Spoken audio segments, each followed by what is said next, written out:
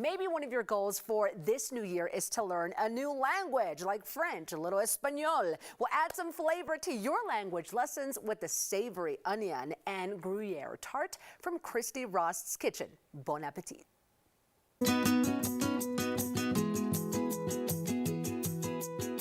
Hi, I'm Christy Rost. Today we're taking a culinary journey to southern France, where tomatoes, onions, and garlic are trademarks of cooking in Provence. I'm combining these with the French country's love of cheese to create a caramelized onion and Gruyere tart Provençal.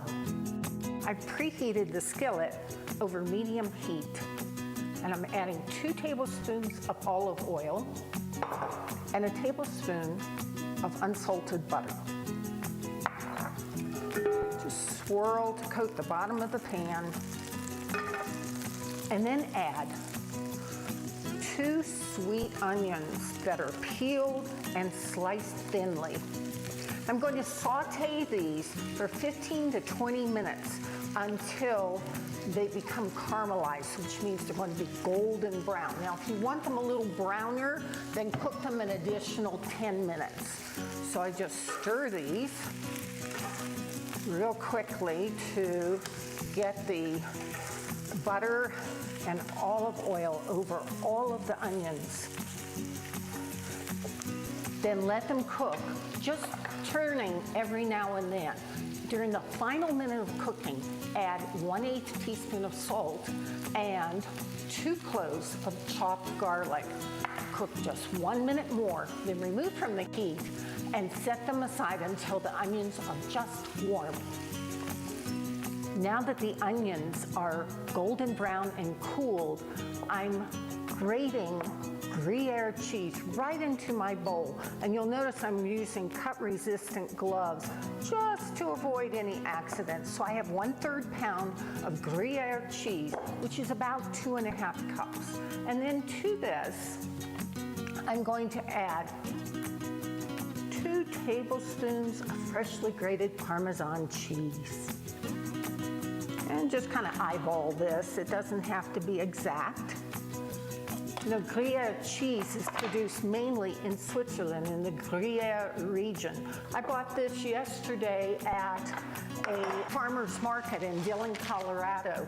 They have a wonderful cheese company there that imports all the cheeses from Europe, primarily from France. So I have puff pastry, which you'll find in the freezer section of your grocery store, and I just use 1 sheet of puff pastry, and I'm sealing the edges where it was folded, just right here, just to make sure that they stay together when it's baking. Then I take a table knife. I'm just going to score the edges of the pastry about a 1/2 inch in length, being careful not to cut through all the way to the base of the puff pastry. So I love this recipe because it reminds me of a trip to Nice in the southern region of France, and every little shop with fruit and vegetables displayed outside had sun-dried tomatoes. And so we're going to, in order to get that real southern France flavor and feel, we're going to garnish this at the end with sun-dried tomatoes. So here are those beautiful, beautiful onions. Then, here comes that cheese mixture. Here's the Gruyere, the Swiss Gruyere, with the Parmesan cheese mixed in there. And then I have 1 beaten egg. And I brush the edges of the puff pastry with the egg mixture. You know, my husband and I lived in France for a year, and that's the great thing about traveling, is you can recreate the flavors you experience when you travel. So I'm already planning my next group cruise for 2023. And then, just to get that wonderful Provence flavor, those sun-dried tomatoes,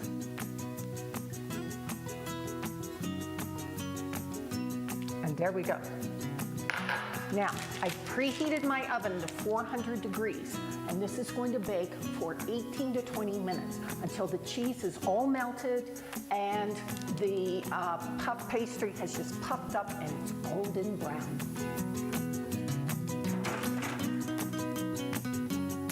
It's easy to bring a little bit of France to your table with this caramelized onion and Gruyere tart Provençal. For Sunday brunch, a light supper, or sliced into wedges to serve as an appetizer. It features the flavors of a French sidewalk cafe. Bon appetit! Take care, find the joy. Oh, yum. You can find recipes like Christy's caramelized onion and Gruyere tart and more on her website. It's ChristyRost.com. Pick up her Celebrating Home cookbook while you are there.